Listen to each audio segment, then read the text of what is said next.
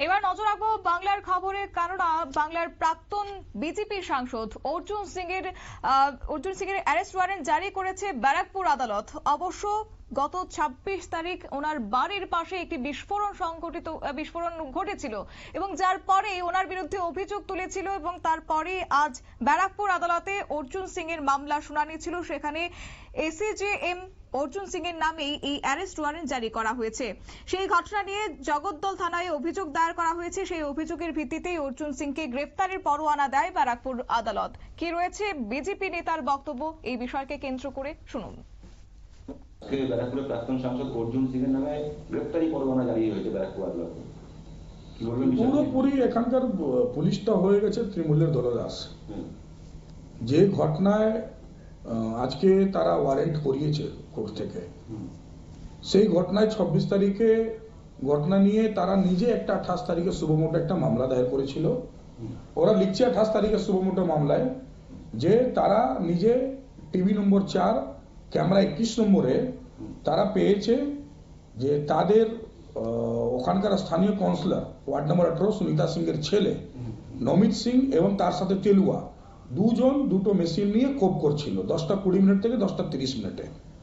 তো যে ঘটনায় এনাকে অ্যারেস্ট করা হয়েছে, সেই অ্যারেস্ট ওয়ারেন্টে তৈরি করিয়েছে এরা।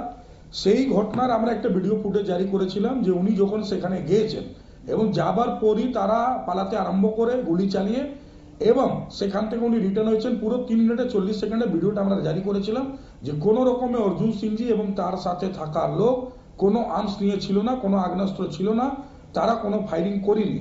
ওয়ারেন্ট নিজে পুলিশ শুভমোটো করছে যে দুজন সেখানে তারাতে মেশিন পাওয়া গেছে। তো যার হাতে মেশিন, আপনারা শুনলেন বিজেপি নেতার বক্তব্য। অবশ্য ২৬ তারিখ ভোর রাতেই হঠাৎ করে গুলি চালানো ঘটনা এবং তারপরে অভিযোগ করেছে প্রাক্তন সাংসদ অর্জুন সিং এর বিরুদ্ধে। বিস্তারিত জবাব ওদের সঙ্গে যুক্ত হয়ে গেছে প্রতিনিধি শান্তনু পান। শান্তনু, কি জানতে পারছো?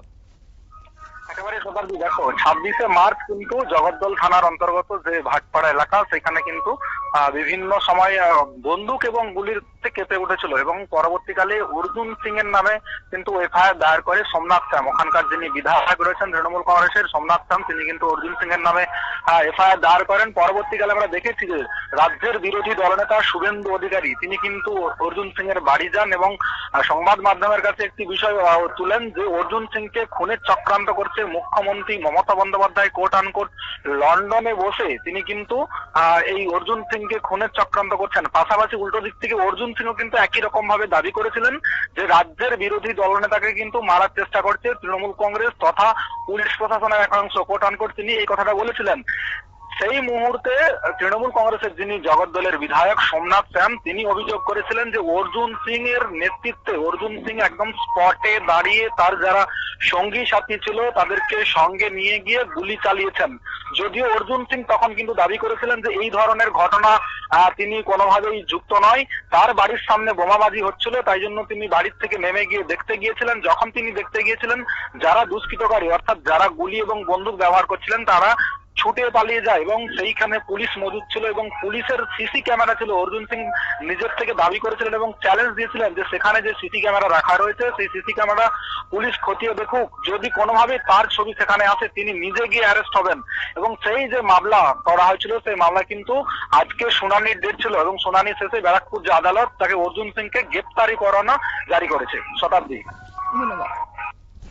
আপনারা শুনলেন, অর্থাৎ এই ঘটনার পরে অর্জুন সিং এর বিরুদ্ধে অভিযোগ দায়ের করা হয়েছিল এবং সেই ঘটনা নিয়ে ইতিমধ্যেই ব্যারাকপুর আদালত তাকে গ্রেফতারির পরোয়ানা জারি করেছে। যদিও এই ঘটনার পর বিজেপির পক্ষ থেকেও পাল্টা উচ্চ আদালতে মামলা দায়ের করা হয়েছে।